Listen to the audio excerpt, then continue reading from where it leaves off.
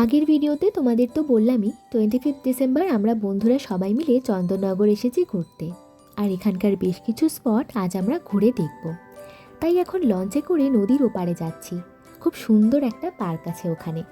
সাথে নিয়ে এসেছিলাম বেশ কিছু টুকটাক মুখ চালানোর জন্য খাবারও। সেগুলো দিয়েই লঞ্চে ব্রেকফাস্টটা সেরে নিলাম। লঞ্চ এদিকে ছেড়ে দিল, আর নদী পেরিয়ে ওপারে যেতেই চোখে পড়ল অশোক বাটিকা পার্ক। টিকিট কেটে আমরা সবাই মিলে ঢুকে পড়লাম। নদীর একদম ধারেই সাজানো গোজানো ছোট্ট নিরিবিলি একটা জায়গা, পিকনিক করার জন্য একদম পারফেক্ট।